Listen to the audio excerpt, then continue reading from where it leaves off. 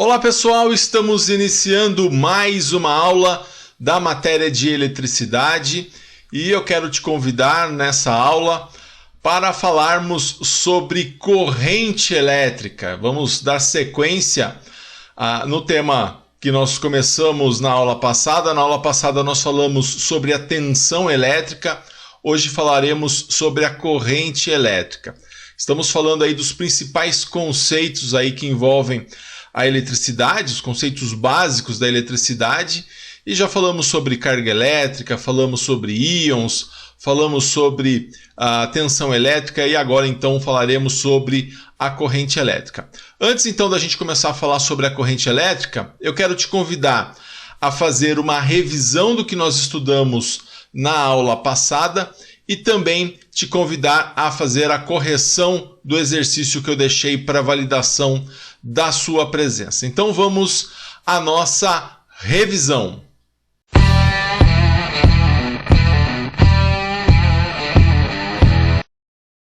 Bom, e na aula passada nós falamos então sobre o princípio da tensão elétrica, né?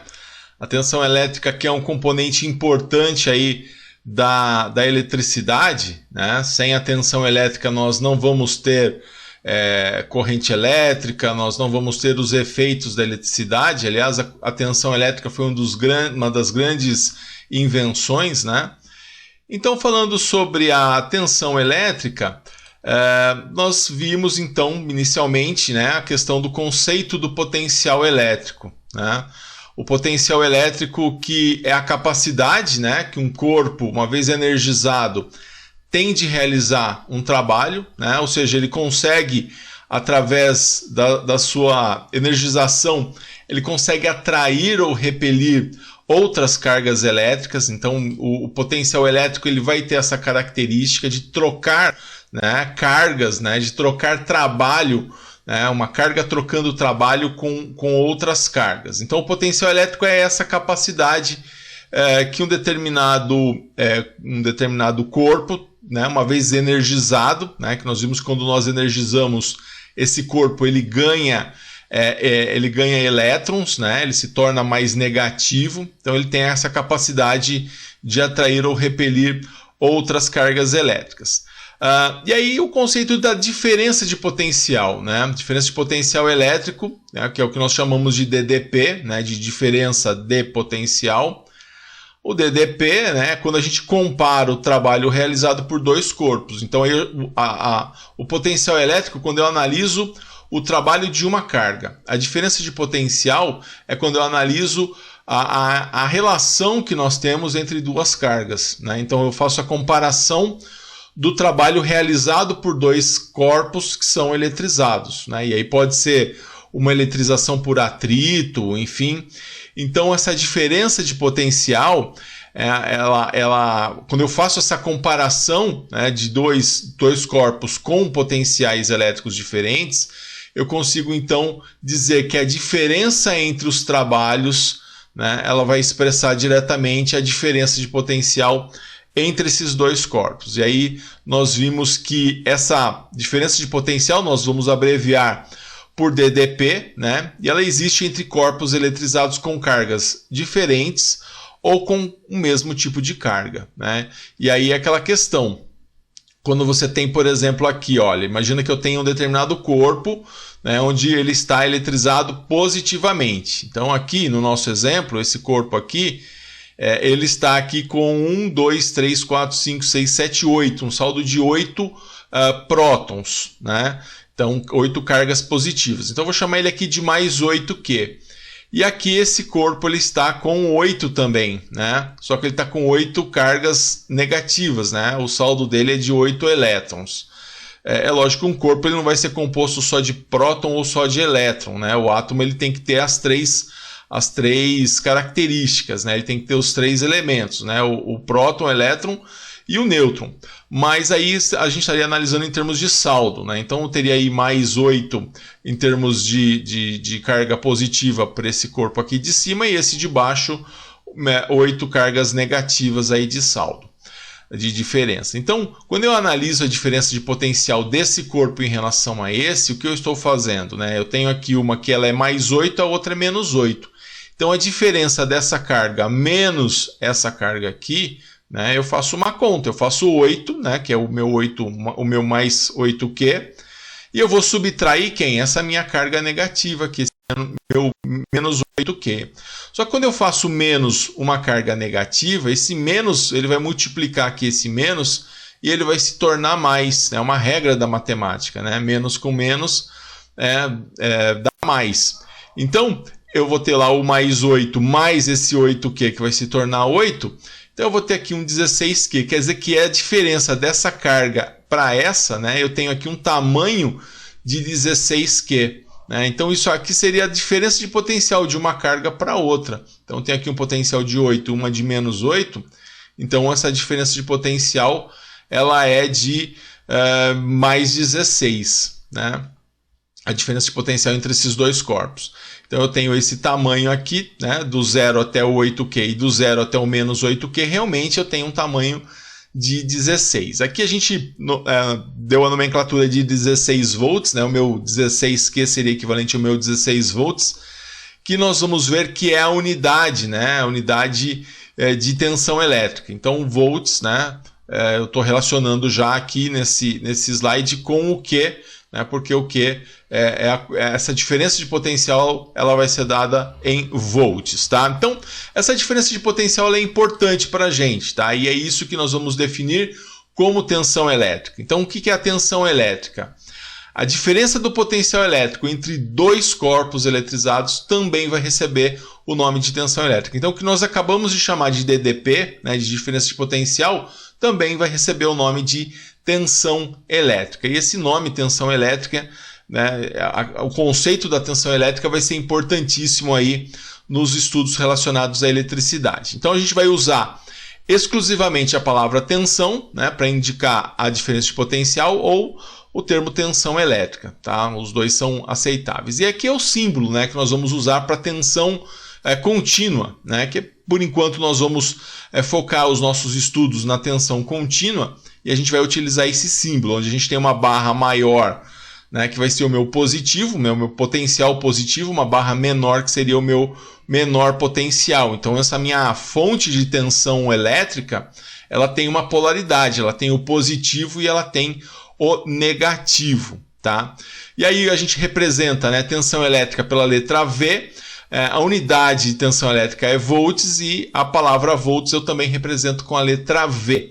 Então, a gente pode até utilizar os múltiplos e submúltiplos, né? Então, posso usar lá, quando eu tiver 10 a menos 6, eu posso usar o microvolts, o 10 a menos 3 eu posso usar o milivolts, né? Quando eu não tiver nada, eu uso simplesmente volts, e quando eu tiver 10 a terceira, eu uso o meu kilovolts.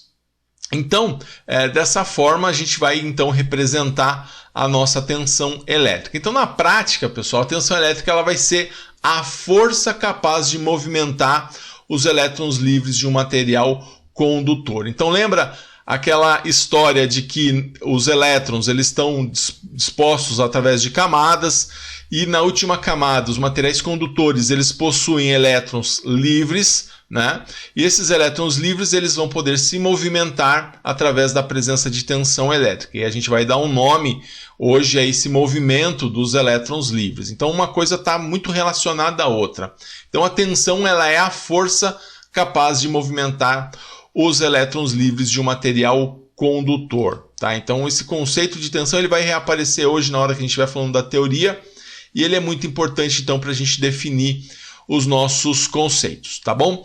Bom, aí nós vimos também um pouco sobre geradores de tensão, né? O que eu uso para gerar a tensão. Então a existência da tensão ela vai vir de um determinado lugar, né? E ela é imprescindível, né, para o funcionamento dos aparelhos elétricos. Então, para que eles funcionem, né, foram desenvolvidos dispositivos, né, para causar o quê? O desequilíbrio elétrico entre dois pontos. Então, se a tensão ela é justamente a diferença de potencial e o potencial elétrico ela é um desequilíbrio, ou seja, aquele ponto ele não está mais neutro, ele está ou positivo ou negativo, então os dispositivos que fornecem, que geram tensão elétrica, eles são frutos justamente de dispositivos que causam, né, esse desequilíbrio elétrico entre dois pontos. E como que vai acontecer, né? Como são esses esses dispositivos, né? Então, são o que nós chamamos de fontes geradoras de tensão, né? Que vão justamente dar origem à tensão elétrica, tá? Então, são eles, né? As pilhas, as baterias, né? Os acumuladores, né? Os geradores, né? São exemplos desse tipo de fonte. Quando você tem, por exemplo, um carregador de celular, ele é uma fonte que vai ali fornecer elétrons para que a sua bateria se carregue, tá? Então ele vai fornecer cargas para a sua bateria do seu celular se carregar. Então também é uma fonte de tensão contínua. Vamos falar um pouquinho sobre as pilhas, né, e as baterias. Né? Com relação às pilhas também são fontes, né, geradoras de tensão. Elas são constituídas por dois tipos de metais, tá, que são mergulhados num determinado preparo químico. E aí o que você faz? Né? Você acaba tirando ali o balanceamento das cargas, você deixa um material rico em prótons, outro material rico em elétrons, e aí você tem então uma diferença, né, uma diferença de potencial para ela te fornecer a fonte. Então as pilhas que nós vemos por aí, né, a própria bateria de moto, de carro, as baterias também para brinquedos, né, ou para equipamentos também, entram aí nesse mesmo ramo aí das pilhas e baterias. Então esse preparo químico, como eu falei, né, ele vai reagir com os metais, são dois metais diferentes, então ele retira elétron de um e eleva o número de elétrons para o outro. Então um fica mais positivo, o outro fica mais negativo, né? Então um dos metais com potencial elétrico positivo e o outro com potencial elétrico negativo. Então, assim, se a gente for fazer um experimento com isso, né? Então você pode pegar lá uma placa de cobre e uma placa de zinco. Então você vai colocar ali uma solução, né? Vai ter uma... E aí uma dessas placas ela vai ganhar elétrons, a outra placa, né, ela vai perder elétrons. Então você vai ter uma com potencial positivo, uma com potencial negativo, que é o que explica, né, justamente o polo positivo e o polo negativo de uma pilha, uma bateria, que são polos que são fixos, né? Você não tem uma mudança, né? Não tem hora esse polo é positivo, hora esse polo é negativo. Não, o lado positivo da pilha, o lado positivo da bateria vai ser sempre o mesmo, ele não vai se modificar. Então, nesse caso, né, a gente tem lá as pilhas e as baterias, né? Ela é pilha porque você vai ter vários compostos desse empilhados, né? Então ele vai se somar ali as tensões, que vai então fornecer para você essa característica, né? No caso, uma pilha ela tem 1,5 volt, tá? Então a gente vê aqui no detalhe, né? Então vários compostos separados eles vão se somando, né? Para que você tenha aí, para que você possa aumentar o valor de tensão. Então no caso aqui de uma pilha alcalina. E aí o fato dela ser alcalina vai interferir justamente no valor dela, né? Justamente na forma com que ela é preparada, acaba interferindo no valor da tensão dela, a forma com que ela é elaborada. Tá? Então, assim, pela própria característica, né, de funcionamento das pilhas, um desses metais, né, vai se tornar positivo, o outro se tornou negativo, e aí a gente vai chamar, né, esses lados da nossa pilha, né, nós vamos chamar de polo. Né? Então, por isso que aqui nós temos um polo, por exemplo, esse polo aqui de cima é o polo positivo, esse polo aqui de baixo ele é o polo negativo. Tá? Então isso vai dar essa característica às pilhas, né, de uma polaridade. Tá? Então esses polos eles não vão se alternar, o que vai fazer então com que a polaridade da pilha ela não varie. Tá? Então daí a gente vai dizer então que a tensão fornecida pela pilha é uma tensão contínua, porque ela é sempre a mesma. Tá? Ela sempre, e os seus polos eles não vão se modificar. Quando nós temos uma modificação desses polos, aí nós dizemos então que nós temos uma fonte, né, de tensão alternada. Mas aí o tema tensão alternada a gente deixa mais adiante, porque a gente vai trabalhar nesse começo aí de curso com a tensão contínua. Bom, então a gente vai também revisar aí o conceito da medição de tensão, né? Eu consigo medir tensão através do voltímetro, né?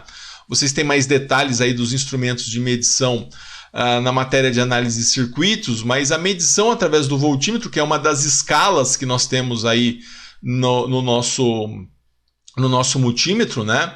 Então, para medir a tensão elétrica, eu vou usar a escala do voltímetro, que deve sempre medir a tensão com o voltímetro em paralelo, né? Então eu coloco uma ponta em cada, vamos supor, se eu quero medir a tensão nesse componente aqui, então eu coloco uma ponta de um lado, uma ponta do outro e faço a medição da tensão elétrica, tá? Toma cuidado que no próprio voltímetro, né, no próprio multímetro, você consegue medir tensão contínua e tensão alternada. Então você tem que saber se você está medindo a tensão contínua ou a tensão alternada no caso, tá? Então você deve sempre medir com ele em paralelo com aquilo que você quer realmente medir, tá? E aí então, né, nesse caso aqui, ele estaria medindo tensão contínua. Bom, pessoal, eu também deixei um exercício para vocês, né, para validação da sua presença. Esse exercício também era a respeito da tensão elétrica. E eu gostaria de fazer, então, a correção desse exercício. Nós tínhamos 4 afirmações, né? Dessas 4 afirmações, depois nós tínhamos aí algumas alternativas, né? Onde você deveria assinalar a alternativa correta. Então, vamos dar uma olhada nessas afirmações e aí a gente já vai corrigindo, tá? Então, a primeira afirmação, a primeira das 4 afirmações era o seguinte: falava que as pilhas e baterias fornecem tensão contínua, tá? Então eu tenho que analisar se essa afirmação é verdadeira ou falsa e depois assinalar a alternativa correta. Então, as pilhas e baterias fornecem tensão contínua? Sim, tá? As pilhas e baterias, elas fornecem tensão contínua, tá? Exatamente isso. Ela não vai fornecer a tensão alternada, tá? A tensão alternada nós vamos encontrar na rede elétrica, tá? Na rede elétrica que nós temos tensão alternada e mesmo assim nós vamos utilizar fontes, tá, para transformar essa tensão alternada em tensão contínua, tá? Aliás, a tensão contínua é o que contempla aí a maior parte aí dos equipamentos que nós precisamos. Por exemplo, uma televisão, ela precisa de tensão com as placas, né, de uma televisão, ela precisa de tensão contínua, mas a gente liga na tomada e tem uma fonte, que é um equipamento que transforma de tensão alternada para tensão contínua, para enviar então tensão contínua. Mas a pilha e a bateria, simplesmente elas vão fornecer a tensão contínua. A segunda afirmação: a tensão elétrica, na prática, é a força capaz de movimentar os elétrons livres de um material condutor, né? Isso também está correto, né? Então ela é justamente essa força que vai movimentar os elétrons livres da última camada, né, do átomo, para que ele possa então se movimentar, né? E a gente vai depois dar um nome a esse movimento dos elétrons. A gente ainda vai dar esse nome na aula de hoje. Então está correto afirmar que a tensão elétrica é a força capaz de movimentar os elétrons livres de um material condutor. A terceira afirmação fala o seguinte: quando um corpo possui o número de elétrons maior que o número de prótons, então mais carga negativa do que carga positiva, podemos dizer que ele terá um potencial positivo, tá? E aí essa afirmação ela é falsa, né? Porque quando eu tenho mais elétrons, que são as cargas negativas, do que prótons, que são as cargas positivas, então ele vai se eletrizar, né? E ele vai estar então com um potencial negativo. Então por isso que está errada essa afirmação. A afirmação 3 está errada. E a quarta afirmação fala que o potencial elétrico de um corpo depende diretamente do desequilíbrio elétrico existente nesse corpo. Isso é verdade, nós acabamos de ver na nossa revisão que o desequilíbrio elétrico é que vai provocar, portanto, o potencial elétrico, né? E a diferença de potencial é a troca de cargas entre dois corpos com potenciais elétricos, sejam eles iguais ou sejam eles diferentes, né? Mas vai ser a diferença entre esses potenciais. Então, nessa quarta afirmação está correto: o potencial elétrico de um corpo depende diretamente do desequilíbrio elétrico existente nesse corpo. Então, a única que estava errada era a afirmação 3, né? E justamente, se a gente trocar aqui a palavra positivo por negativo, ela ficaria correta. Então, você deveria aí assinalar a alternativa em que as afirmações 1, 2 e 4 estão corretas e a afirmação 3 está errada. Então, essa seria a alternativa que você deveria assinalar nesse exercício aí para validação da sua presença. Então tá aí, pessoal, fizemos uma revisão do que nós estudamos na aula passada e fizemos também a correção do exercício que eu deixei para validação da sua presença. E eu gostaria agora então de entrar no tema da nossa aula de hoje.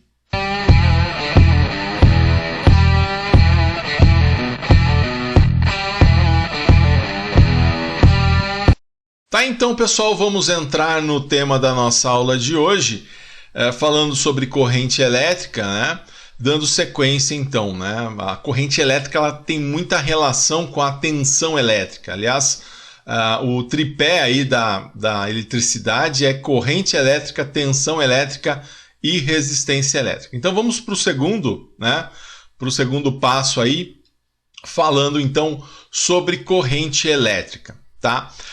Pessoal, corrente elétrica. Antes da gente falar, né, da corrente elétrica propriamente dito, eu gostaria de voltar um pouquinho, né, como quando nós vimos lá a respeito do estudo, né, da eletricidade. Quando nós falamos do estudo da eletricidade, nós vimos que ele é organizado em dois campos, né? Nós inclusive estudamos um desses campos, né, na aula passada, né?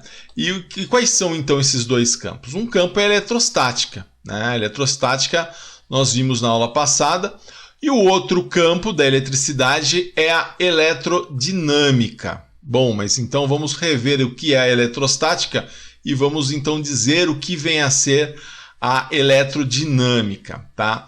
A eletrodinâmica, aliás, a eletrostática, né? Começar pelo que nós já vimos, ela é a parte da eletricidade que estuda a eletricidade estática, ou seja, ela vai estudar as cargas paradas.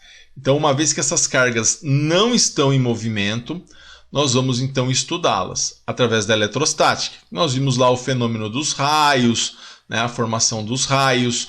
Nós vimos também a questão da eletricidade estática, né, quando você se carrega, né, e a experiência dos papeizinhos com o pente, né, nós vimos essa parte onde você tem ali a troca, né, de carga, mas a princípio essas cargas estavam paradas. Agora, a eletrodinâmica, né, ela é a parte da eletricidade que estuda o comportamento das cargas em movimento. Então, essas cargas em movimento, né, elas vão refletir aí no estudo da eletrodinâmica. Então, eletrostática, nós vimos na nossa aula 5, né, e a eletrodinâmica nós vamos estudar através da corrente elétrica, tá? Porque a corrente elétrica ela vai representar muito bem esse comportamento das cargas em movimento. Aliás, a corrente elétrica tem tudo a ver, né, com as cargas em movimento. Então, para a gente poder também falar, né, e já começar a falar sobre a corrente elétrica, né, vamos voltar um pouquinho aqui na questão do átomo, né? Nós vimos então que um átomo ele é composto ali no núcleo dele dos prótons, né, que são as cargas positivas, e os nêutrons, né, que são as cargas neutras. E aí na eletrosfera, né, em volta dele, né, nós tínhamos os elétrons, que são as cargas negativas. Então, cargas neutras, cargas positivas e cargas negativas. E aí, pessoal, os elétrons, né, que são as cargas negativas de um átomo, né, elas vão ficar justamente nessa eletrosfera, mas ela não vai ficar de maneira desorganizada. Ela vai se comportar aqui, como nós vimos, né, como os planetas, né, do sistema solar girando aí na eletrosfera em redor do núcleo, né? Os planetas ficam ali em volta do Sol, assim como os elétrons ficam em volta do núcleo, tá? Isso é a gente pode dizer que é replicado, né? Você olha a imensidão, né, do nosso sistema solar, você tem os planetas estão para o Sol, assim como os elétrons, né, no seu formato infinitamente pequeno, né, você tem ali os elétrons em volta também do núcleo, tá, do átomo. Então a gente consegue fazer esse paralelo. Só que a diferença de tamanho de um e do outro é gigantesca, né, imensurável ali o que acontece com um átomo e o que acontece com o sistema solar. Agora, voltando aqui, né, na eletrosfera, né, esses elétrons eles estão distribuídos em camadas, né, que nós também chamamos de camadas de valência ou também de níveis energéticos. É verdade, quanto mais longe do núcleo, né, menor vai ser essa força de atração, porque a gente precisa lembrar que a carga positiva, existe essa atração porque a carga positiva ela atrai a carga negativa, né? E aí quanto mais longe, né, você tem ali, então vamos imaginar camadas, né? Então você tem aqui no centro o núcleo, e aí você tem algumas camadas, né? E aí você vai ter aí 7 camadas, né? Você vai ter de 1 a 7 níveis energéticos. Então essas camadas recebem até nomes, né? De K até Q, né? Então K, L, M, N, O, P, Q. E os elétrons, então, eles vão estar em órbita, né? Vão estar ali se movimentando em volta do núcleo.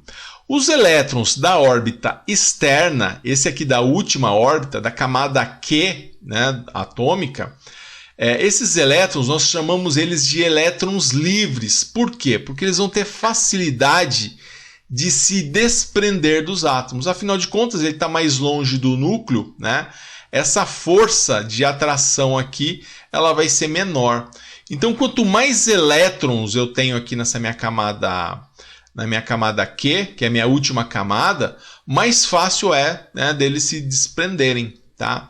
Então a gente pode ter aqui, né, o número mínimo de elétrons por órbita, tá? Mas aí eu não quero também entrar muito no detalhe da questão química, mas pelo menos saber que os elétrons estão organizados em camadas e que os elétrons da última camada eles estão mais propensos a se desgrudar do átomo e ficar livre, tá? Isso é importante, é extremamente importante que você entenda, tá bom? Você não precisa ser especialista em química atômica, mas pelo menos entender esse efeito, né, dos elétrons que estão ali conforme planetas, né, do sistema solar girando em volta do núcleo do átomo. E você tem lá você tem 7 camadas, e aí a 7ª camada, essa força de atração aqui ela é menor, então a chance dele se desprender é maior, né? Então isso você precisa entender bem. E aí por que eu estou falando isso, né? Porque a gente tem aí a diferença de potencial e a corrente. Eu já começo a entrar no assunto corrente elétrica, né? Já começo aí a falar um pouquinho sobre a corrente elétrica. Por quê? Porque a existência, né, de uma diferença de potencial, e lembrando, né, o que é diferença de potencial? Diferença de potencial é tensão. Então a existência de uma diferença de potencial, a existência de uma tensão, ela vai fazer com que os elétrons livres da última camada, olha só aqui na última camada, então os elétrons livres que estão mais distantes do núcleo, eles se movimentem de maneira ordenada. Olha só, vou até repetir essa parte que ela é muito importante. Então, quando você pega lá uma determinada estrutura, né, ele tem lá os átomos estão girando em volta, né, mesmo os da última camada, que são chamados de elétrons livres, eles estão ali mais distante, portanto, eles têm uma maior facilidade de se desprender do nosso átomo. Então, quando você aplica uma tensão elétrica, aplica uma diferença de potencial, essa diferença de potencial faz com que esses elétrons da última camada, que estavam ali com mais facilidade de se desprender, ele vai fazer com que eles se desprendam. E não só se desprendam e se movimentem, né, de maneira ordenada. Né? E esse movimento ordenado desses elétrons é chamado de corrente elétrica. Então, resumindo, né? O que é a corrente elétrica? Quando você aplica uma tensão, né, num determinado material, os átomos, né, os elétrons da última camada dos átomos, que são elétrons livres, que são elétrons que são mais fáceis de se desprender do átomo, quando você aplica uma tensão, esses elétrons eles se desprendem e eles passam a se movimentar pelo material. E esse movimento, então, vai ser chamado de corrente elétrica, tá? Então, corrente elétrica é o movimento ordenado dos elétrons. Quais elétrons? Os elétrons da última camada, né? Os elétrons chamados de elétrons livres, tá? Então, esses elétrons vão se desprender do átomo e vão circular num sentido, a gente vai ver daqui a pouco esse sentido qual que é, mas eles vão circular pelo material, tá? Mas para isso eu preciso de uma diferença de potencial. Aí a gente já consegue ter a nossa primeira definição, né? Eu só tenho corrente elétrica se eu tiver tensão elétrica. Sem tensão elétrica, sem diferença de potencial, esse elétron aqui da última camada não vai se desprender. Consequentemente, ele não vai se movimentar. E o movimento desses elétrons são então chamados de corrente elétrica. Então, sem tensão elétrica não existe corrente elétrica, tá? Bom, falando então da corrente elétrica, né? Vamos aprofundar então um pouco mais na corrente elétrica.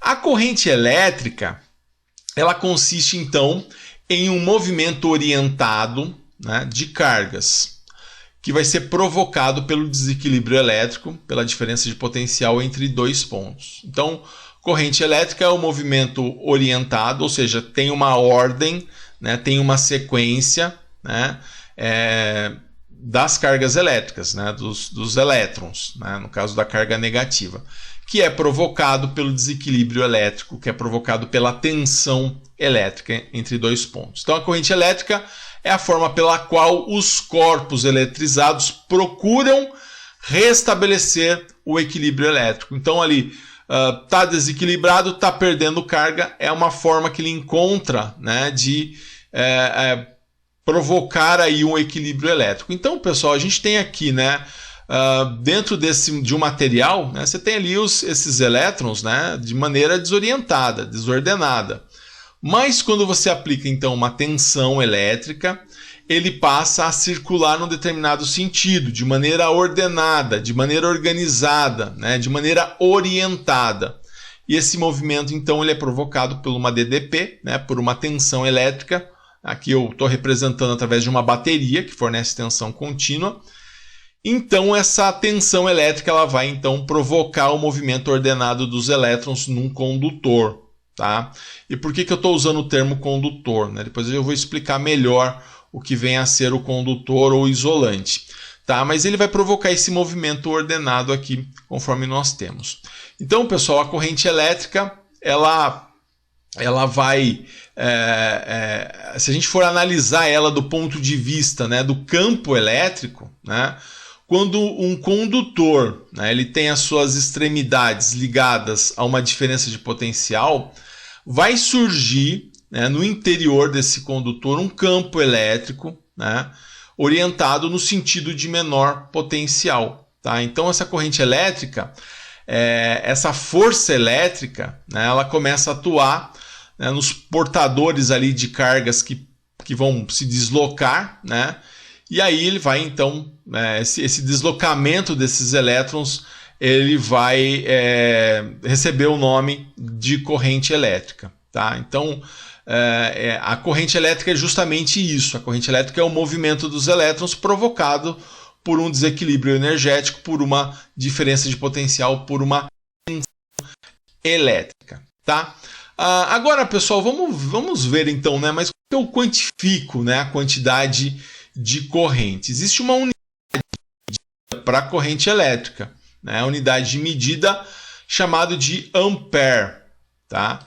E o que vem a ser então o ampere? Bom, o ampere foi em homenagem a André-Marie Ampère. Inclusive esse acento aqui, ele é o contrário mesmo, ele é uma crase, né, num E, mas é porque ele vem do francês, né? O nome dele ele é um francês, né?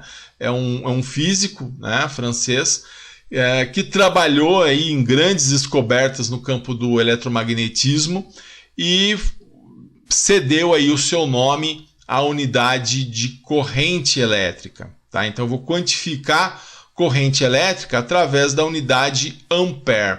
Então intensidade de corrente elétrica, né? O que é a intensidade da corrente elétrica? É o fluxo, né? É o quanto de cargas elétricas por uma seção transversal durante 1 segundo. Isso é o ampere, né? O fluxo de cargas elétricas por uma seção transversal durante 1 segundo. Isso é dado o nome de 1 ampere. Então, 1 ampere equivale ao fluxo de uma carga elétrica por uma seção transversal durante 1 segundo. Isso para efeitos, né, de classificação, para efeitos de metrologia, tá? O que vai importar para a gente, né, então, é que essa carga ela está se deslocando, né? Então eu pego aqui, durante um segundo, uma carga elétrica se deslocou, e isso então vai ser chamado de 1 ampere. Tá? Então é sempre relacionado a essa intensidade, né? Esse fluxo de cargas. Eu gosto muito de relacionar a corrente elétrica, né, ao trânsito de veículos, né? Então você tem ali alguns carros andando por uma rodovia, né? Esses carros seriam os elétrons, eles estão se movimentando pela rodovia. Esse tráfego, né, esse fluxo de carros, né, que é o trânsito, né? Fazendo uma comparação, o fluxo dos elétrons seria então a corrente elétrica. Então o elétron seria equivalente ao carro, né? E o trânsito, o fluxo dos carros seria equivalente à corrente elétrica, tá? Então, pessoal, voltando lá na unidade de medida, né? Então a gente, sempre quando eu quiser me referir à corrente elétrica, né, a intensidade de corrente elétrica, eu vou usar a letra I maiúscula. Então isso aqui substitui a palavra corrente, né? Ampere é a unidade, assim como grama é a unidade de massa, assim como metro é a unidade de medida, assim como volts é a unidade de tensão, ampere é a unidade de corrente elétrica, que a gente representa pela letra I, a corrente elétrica, mais o ampere, né, a unidade ampere, eu represento pela letra A maiúscula, tá? Então, dessa forma, a gente vai também ter os submúltiplos, né? O microampere, o miliampere, o quiloampere, né? O micro é quando eu quero multiplicar por 10 a menos 6, nós já estudamos isso, né? O mili quando eu quero multiplicar por 10 a menos 3 e o quilo quando eu quero multiplicar por 10 a terceira. É raro, tá, pessoal? É raro você ter quiloampere, embora na eletrônica, na eletricidade aí de alta tensão vai provocar uma alta corrente. Mas é mais comum você ter ali nos circuitos caseiros, né? Você ter microampere, miliampere nos circuitos eletrônicos. Aqui seria para altas cargas, tá? Mas nada impede de aparecer o quiloampere, tá bom? Bom, e aí, pessoal, a gente tem lá a fórmula da corrente elétrica. Nós não vamos trabalhar com essa fórmula, mas é só representando, né? É uma forma da gente pegar o que nós vimos com relação à definição da corrente elétrica e estabelecer ali um conceito matemático para essa corrente elétrica. Então nós vamos ver o seguinte, que a corrente elétrica ela vai ser a quantidade de carga elétrica, né, dividido, né, pelo intervalo de tempo, né, pelo quanto de tempo você tem ali. Então, só fazendo aqui um exemplo, né? Então, se eu quisesse saber aí qual a corrente elétrica quando uma carga de 5 coulombs, né? Coulomb é a unidade de carga elétrica, né? Quando 5 coulombs passam por uma seção transversal durante 2 segundos. Então, se eu quiser achar a corrente elétrica para isso, eu vou fazer o quê? 5 coulombs, né? Que é a minha carga. Aliás, uma carga de 5 coulombs é muita coisa, né? E vou dividir isso por 2, que é o tempo, né? Por 2 segundos. Então eu teria aí uma corrente de 2,5 ampere, tá? Então essa seria a minha corrente, a intensidade de corrente elétrica. Então, olha, em vez de escrever ampere, eu coloco a letra A aqui. Em vez de escrever corrente, eu coloco a letra I. Então eu falo que corrente, né? Em vez de escrever corrente, eu coloco o I maiúsculo, que vem de intensidade de corrente elétrica, tá? Então essa seria a nossa fórmula da corrente elétrica, tá? E aí a gente tem algumas condições, né, para que nós possamos ter a corrente elétrica. Se a corrente elétrica é o movimento do elétron, é o fluxo, né, da movimentação do elétron, a gente tem algumas condições básicas, né, para que eu tenha a corrente elétrica. Então, que condições são essas, né? Então, para que a gente tenha a corrente elétrica, eu preciso de 3 condições. A primeira, eu preciso ter tensão elétrica, né? Sem a força que tira o elétron ali da última camada do átomo e coloca ele para se movimentar, eu não tenho corrente elétrica. Então eu preciso de tensão elétrica. E aí vai ter uma relação. Quanto maior a tensão elétrica, maior vai ser também a velocidade com que esse elétron vai se movimentar, ou seja, a intensidade da corrente elétrica, né? maior o fluxo de elétrons. Então, elas são diretamente proporcionais. Eu preciso também de um circuito fechado, eu não posso ter um circuito aberto, né? Por isso que quando você tem lá um interruptor, né, você interrompe, você abre o circuito, né, a lâmpada apaga, porque aí deixa de passar corrente elétrica. Então, interrompeu, deixa de passar corrente elétrica, circuito interrompido, então eu não tenho movimento de elétrons. Então, eu preciso de um circuito fechado. A gente vai ver melhor esse conceito de circuito fechado, que eu não havia falado até então. A tensão elétrica, tudo bem, nós já falamos na aula passada, mas essa questão do circuito fechado a gente vai vendo mais detalhe. E que o material, né, que esses átomos integram seja um condutor, né? Por quê? Porque o isolante, né, ele não possui aqueles elétrons livres, né? Ou ele possui uma quantidade muito pequena de elétrons na última camada. Então, por isso que você não vai ter corrente elétrica, né? Então, por isso que o material isolante não tem, aqueles átomos não se desprendem. Então, o tipo de material também é importante. Por exemplo, você não consegue fazer uma ligação elétrica usando borracha, que é um material isolante. Então, o material que você está usando para fazer a sua ligação, né, que vai originar aí numa corrente elétrica, o material em questão ele é importante porque esse material tem que ter átomos que tem que ser um condutor, né, que vão integrar aí um condutor. Então, uma coisa é você fazer com cobre, outra coisa é você fazer com borracha, ou você fazer com madeira, por exemplo. Tá? Então, pessoal, aqui no caso, esse aqui seria o nosso circuitinho elétrico. Ó. Fechei aqui a minha chave, né? Eu tenho aqui uma bateria que está fornecendo tensão elétrica. Desde que esse material aqui seja um fio de cobre ou um condutor, eu vou ter corrente elétrica e essa lâmpada vai acender, né? Então, se eu trocar isso aqui, esse condutor aqui por um isolante, não acende. Se eu abrir o circuito, não acende, não tenho corrente elétrica. E se eu tirar essa bateria, ou se ela se descarregar, também a lâmpada não acende. A lâmpada aqui estaria indicando, então, a presença ou movimento de elétrons, certo? Então, são esses três itens, né? Tensão, circuito fechado e o material condutor. Tá? Então, vamos falar primeiro dos materiais, né? Falar primeiro dos materiais que nós precisamos ter para que exista, então, a corrente elétrica. Então, tipos de materiais, né? Então, a gente pode dividir os materiais em grupos com relação ao comportamento dos elétrons da última camada, né? O que vai definir a mobilidade dos portadores de carga elétrica. Então é importante o tipo de material, porque o tipo de material, né, cada material vai ter um elétron na última camada com determinado comportamento. Tem aqueles que são livres, aqueles que podem se desprender e se tornar aí elétrons que vão circular, né, de maneira ordenada, que vão produzir a corrente elétrica, e tem aqueles que estão presos ali, que não vão se movimentar, aqueles que vão ficar ali parados. Né? Então essa mobilidade ela é importante, né, da carga elétrica. Não basta você ter carga elétrica na última camada em abundância, mas também que ele tenha a mobilidade, ou seja um elétron livre. Tá? Então, pessoal, esses materiais nós podemos ter então os condutores e os isolantes.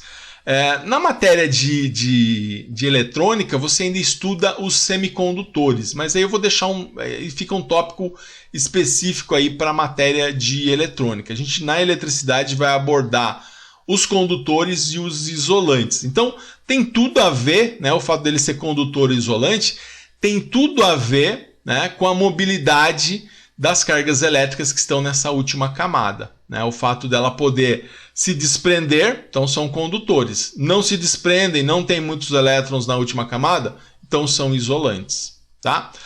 Então, pessoal, falando dos condutores, né? Os condutores são materiais, ele é um material que é composto por elétron livre na última camada. Né? Ele tem a facilidade de mobilidade. O que é a mobilidade? Né? A capacidade que esse elétron tem de se mover. Então, essa capacidade que ele tem de se movimentar é a mobilidade do nosso elétron. Tá? Então, um elétron, um átomo com elétrons na última camada com muita mobilidade vão vão compor aí um material que seja um condutor, tá? Então isso tá, quando a gente fala, vamos olhar para o material, a gente está olhando então se ele é um condutor ou se ele é um isolante. Então o condutor tem essa característica, tem elétron livre na última camada, né? Facilita a mobilidade desses elétrons no seu interior. Agora, que é o que vai acontecer, né? Esses elétrons livres aqui, eles vão conseguir aí se ordenar, né? Desprendidos ali do átomo, e aí eles vão circular pelo material. Exemplo de condutor: cobre, ferro, os metais em geral, né? O que a gente mais usa, né? O ouro também, né? O que a gente mais usa é o cobre, né? A relação custo-benefício do cobre ela é grande, embora você tenha até contatos, por exemplo, memórias, você tem ali contatos com ouro, que tem uma condutividade maior. Então, você tem aí um leque muito grande aí de materiais que você pode utilizar como condutor. Tá? Então, cobre, ferro e os metais em gerais são os condutores. E aí, por outro lado, você tem os isolantes. Então, o que acontece com os isolantes? No caso dos isolantes, é um material que tem poucos ou nenhum elétron livre, né? Então, esses são os isolantes. Então, você pode ter um material que é mais isolante ou menos isolante, vai depender, então, se ele tem mais ou menos elétrons livres na última camada. Exemplo: plástico, borracha, madeira, tá? São os exemplos típicos aí dos isolantes. Então, pessoal, condutor versus isolante. Os materiais condutores conduzem corrente elétrica, os materiais isolantes não conduzem corrente elétrica.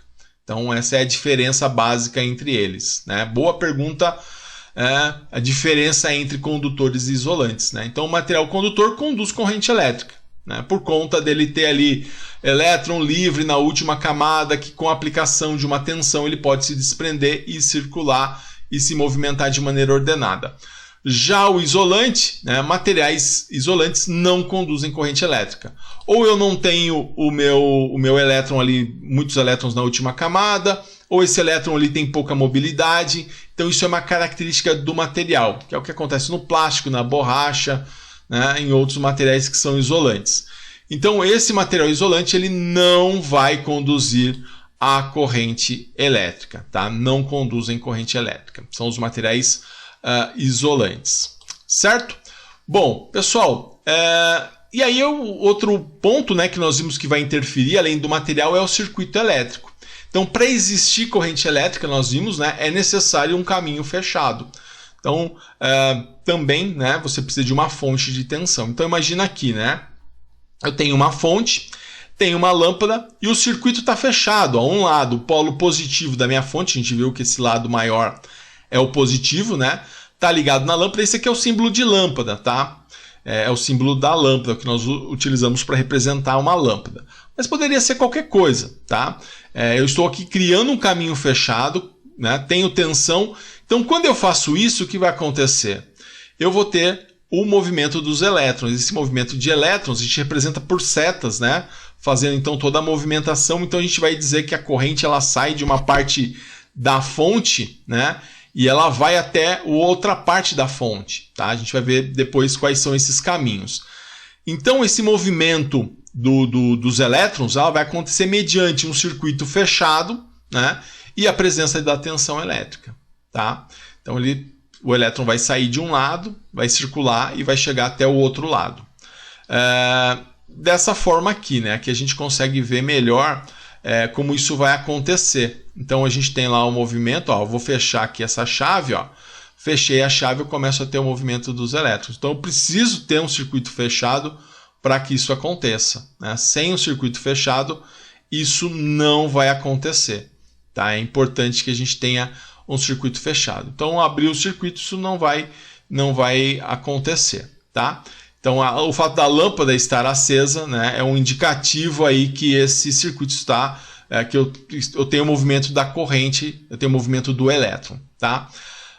Outra condição, né, então, como nós vimos, né, as três condições, né, a importância dessas três condições. Voltando lá naquelas três condições, nós vimos.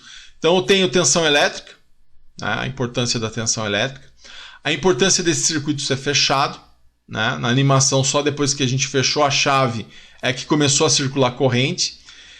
e que o material, né, que esses átomos integram seja um condutor. A gente viu que isso aqui for de plástico ou se for de borracha, não vai conduzir a corrente elétrica. Então são pontos importantes, né? Esses 3 pontos são justamente pontos importantes para a gente então determinar, né, a existência da corrente elétrica. Agora, a gente viu agora há pouco, né, vou até colocar novamente esse slide, a gente viu uma questão da movimentação, esse slide aqui, ó, a questão da movimentação da corrente elétrica, né? A gente viu que ela tem um caminho, né? E a gente diz assim, ó, está passando corrente por aqui, porque a corrente ela representa a movimentação de elétron. Então, quando eu coloco setas aqui, eu estou praticamente indicando da onde sai o elétron e da onde ele chega, né?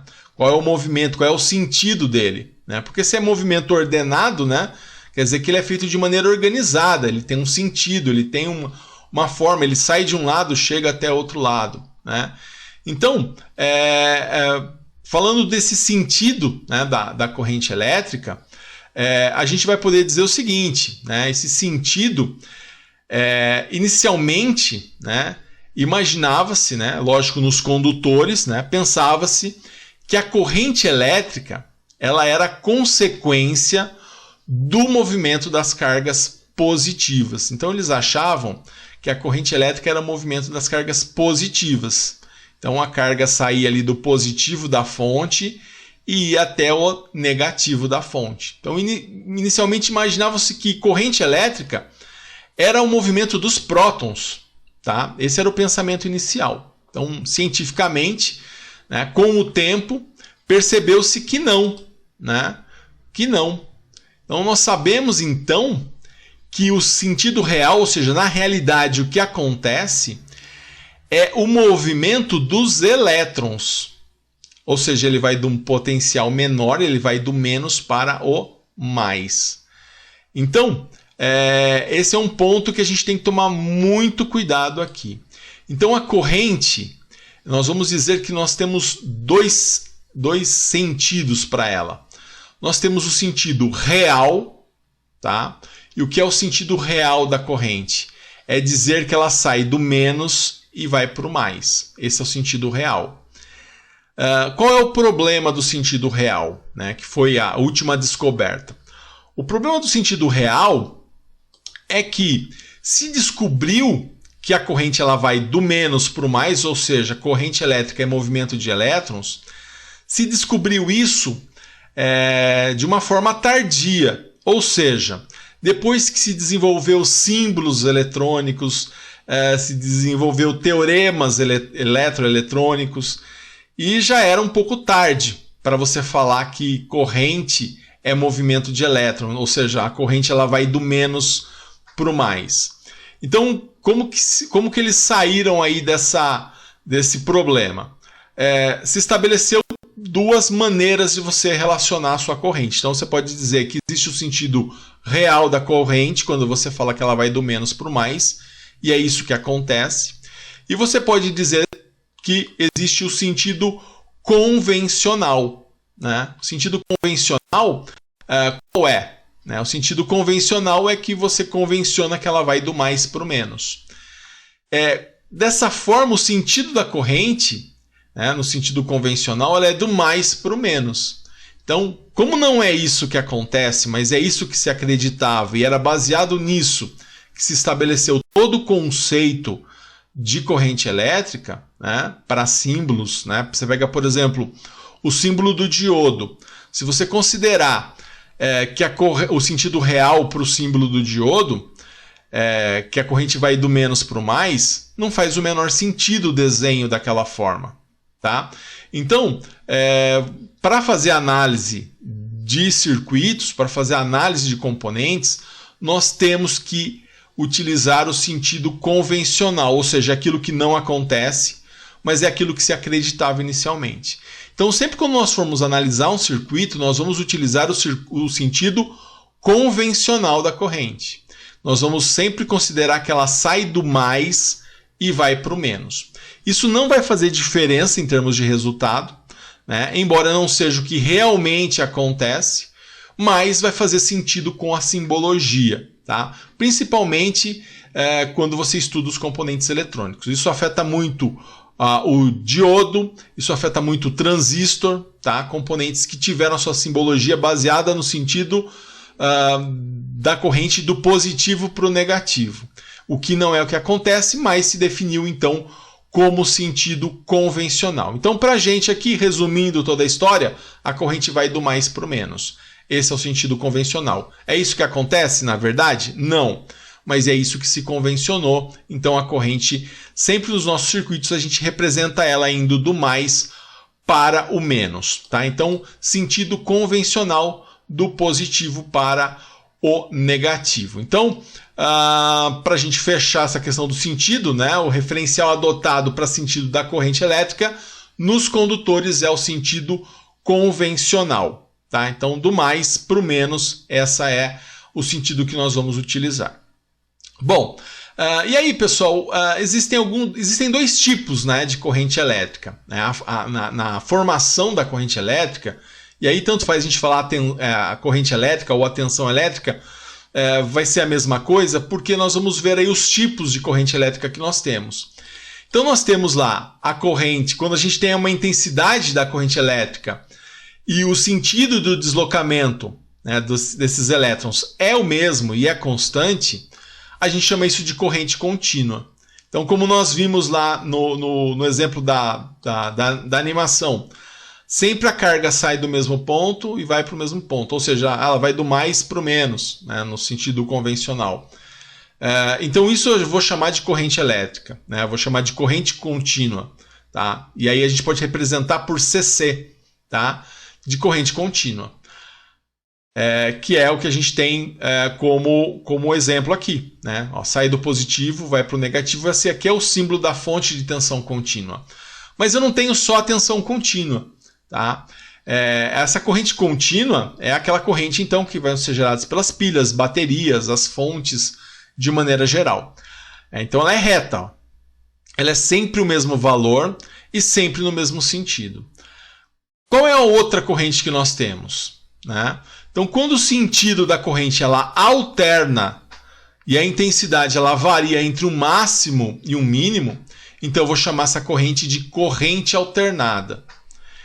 E aí eu vou representar por AC. Por isso que muitas vezes você vê lá AC. O que é AC? É Alternate Current, que é corrente alternada.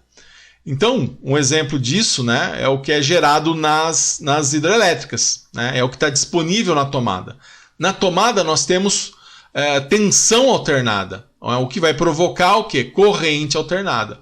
Então, assim, a tensão alternada provoca corrente alternada, a tensão contínua provoca corrente contínua.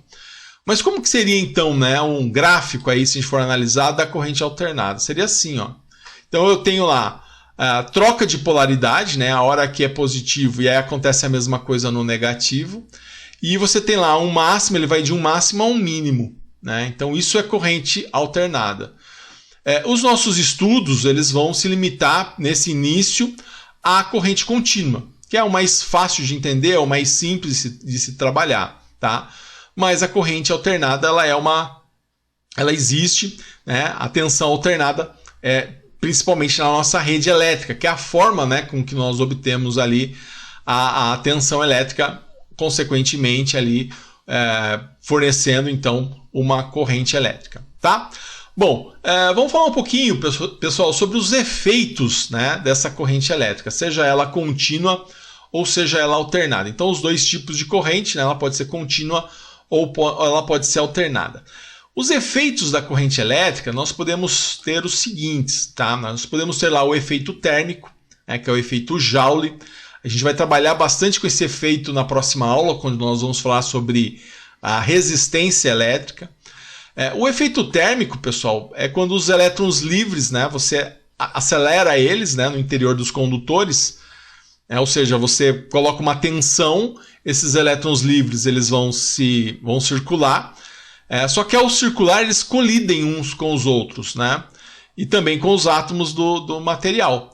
E aí o que acontece? Gera calor. Essas colisões, né, elas transferem energia, fazendo com que esses átomos eles vão aumentar a sua vibração, né?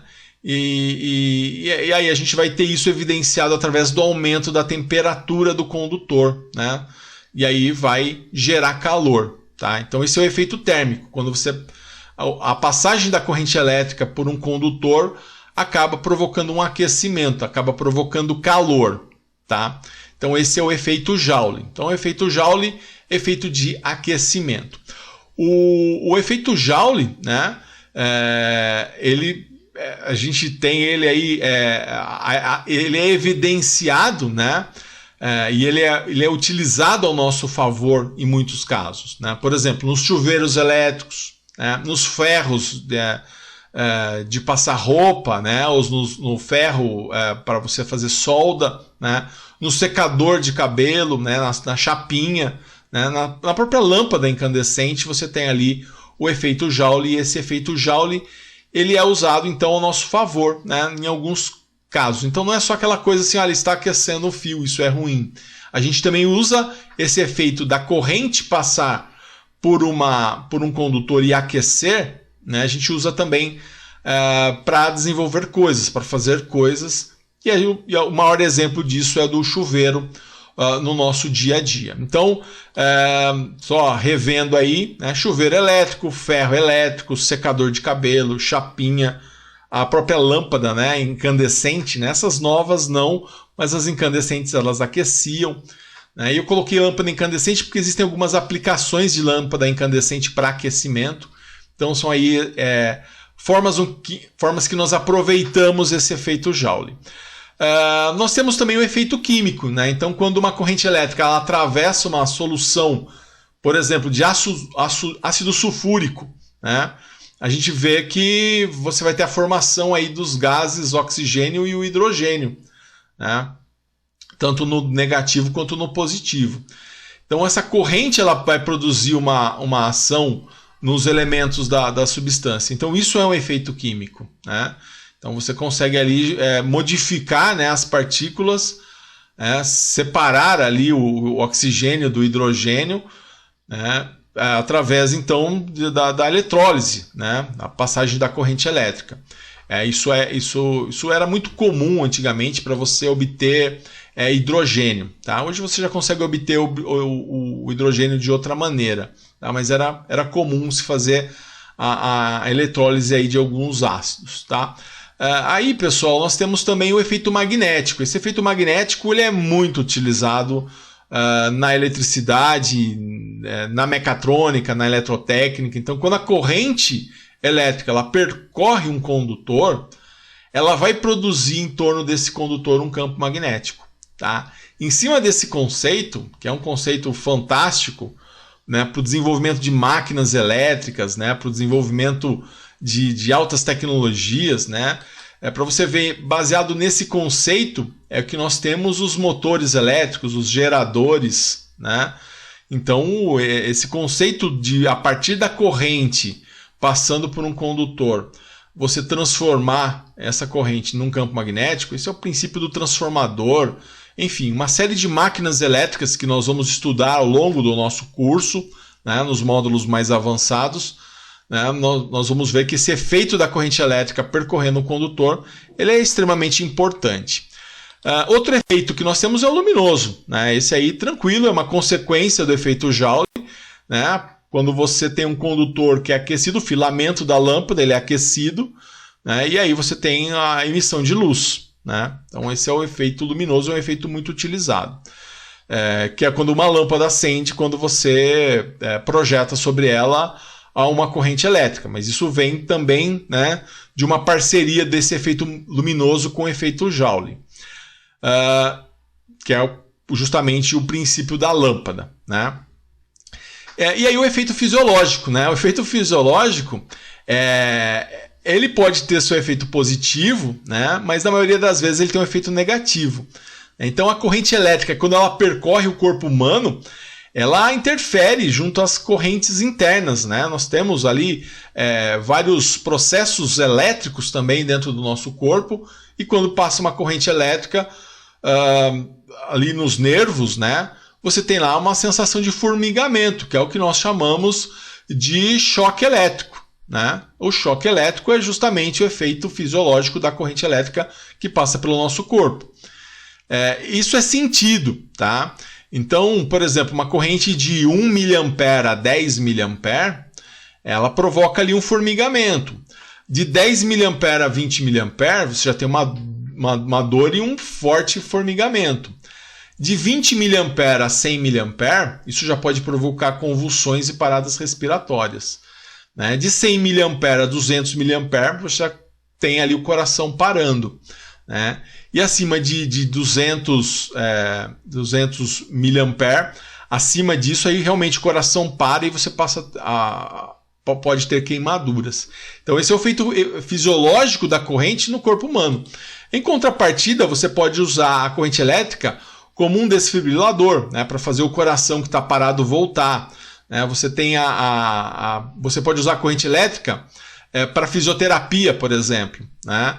na fisioterapia. Então, você vai fazer isso, a corrente elétrica ela tem essa função. Então, só para a gente, né, ter uma ideia, né, de como que é a interação, né, da corrente elétrica com o nosso corpo, e não só com o nosso corpo, aí, por todos os efeitos que nós vimos.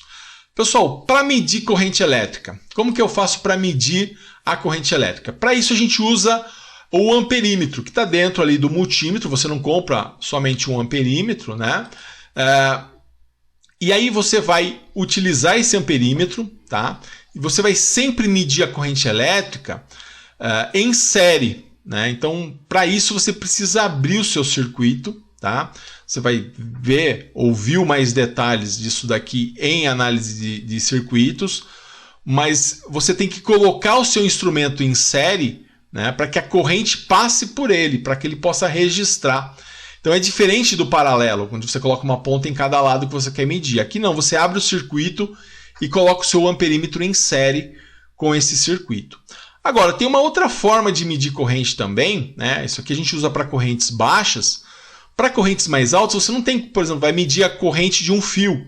Você não tem como romper esse fio para medir. Então, o que você faz? Você usa o alicate amperímetro. Esse alicate amperímetro ele vai se aproveitar do efeito da corrente que passa e gera um campo magnético.